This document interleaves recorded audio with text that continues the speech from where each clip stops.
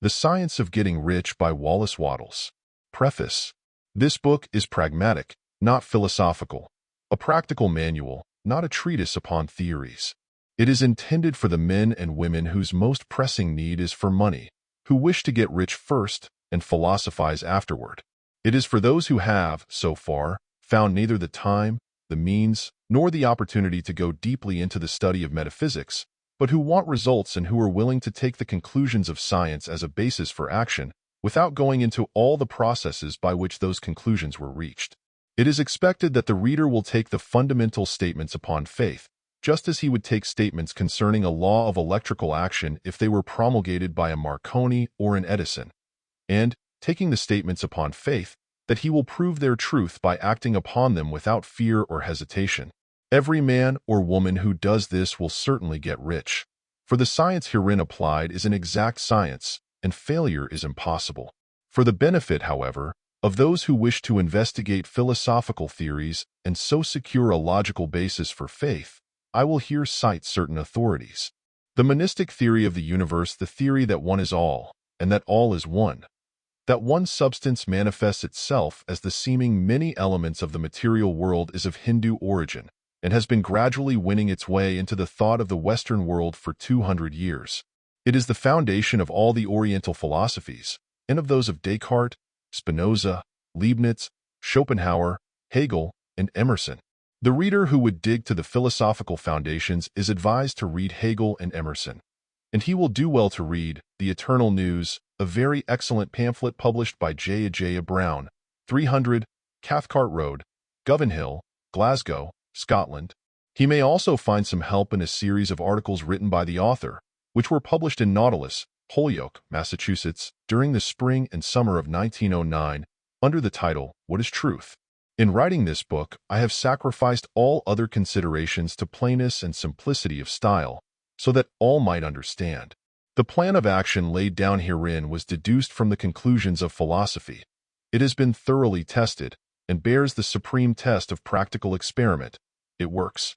If you wish to know how the conclusions were arrived at, read the writings of the authors mentioned above. And if you wish to reap the fruits of their philosophies in actual practice, read this book and do exactly as it tells you to do. Wallace Wattles. Chapter 1. The Right to be Rich. Whatever may be said in praise of poverty, the fact remains that it is not possible to live a really complete or successful life unless one is rich. No man can rise to his greatest possible height in talent or soul development unless he has plenty of money. For to unfold the soul and to develop talent, he must have many things to use, and he cannot have these things unless he has money to buy them with. Man develops in mind, soul, and body by making use of things, and society is so organized that man must have money in order to become the possessor of things. Therefore, the basis of all advancement for man must be the science of getting rich. The object of all life is development, and everything that lives has an inalienable right to all the development it is capable of attaining. Man's right to life means his right to have the free and unrestricted use of all the things which may be necessary to his fullest mental, spiritual, and physical unfoldment, or, in other words, his right to be rich. In this book, I shall not speak of riches in a figurative way. To be really rich does not mean to be satisfied or contented with a little. No man ought to be satisfied with a little, if he is capable of using and enjoying more. The purpose of nature is the advancement and unfoldment of life, and every man should have all that can contribute to the power, elegance, beauty, and richness of life. To be content with less is sinful. The man who owns all he wants for the living of all the life he is capable of living is rich, and no man who has not plenty of money can have all he wants.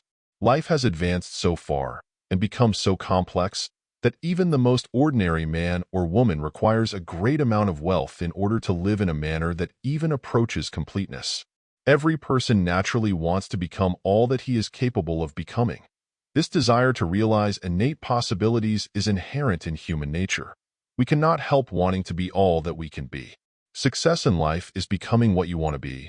You can become what you want to be only by making use of things, and you can have the free use of things only as you become rich enough to buy them. To understand the science of getting rich is therefore the most essential of all knowledge. There is nothing wrong in wanting to get rich. The desire for riches is really the desire for a richer, fuller, and more abundant life, and that desire is praiseworthy. The man who does not desire to live more abundantly is abnormal, and so the man who does not desire to have money enough to buy all he wants is abnormal. There are three motives for which we live. We live for the body, we live for the mind, and we live for the soul. No one of these is better or holier than the other. All are alike desirable, and no one of the three, body, mind, or soul, can live fully if either of the others is cut short of full life and expression. It is not right or noble to live only for the soul and deny mind or body, and it is wrong to live for the intellect and deny body and soul. We are all acquainted with the loathsome consequences of living for the body and denying both mind and soul, and we see that real life means the complete expression of all that man can give forth through body, mind, and soul.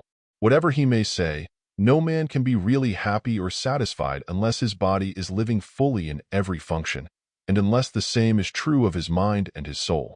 Wherever there is unexpressed possibility or function not performed, there is unsatisfied desire. Desire is possibility seeking expression or function seeking performance. Man cannot live fully in body without good food, comfortable clothing, and warm shelter, and without freedom from excessive toil. Rest and recreation are also necessary to his physical life. He cannot live fully in mind without books and time to study them, without opportunity for travel and observation, or without intellectual companionship.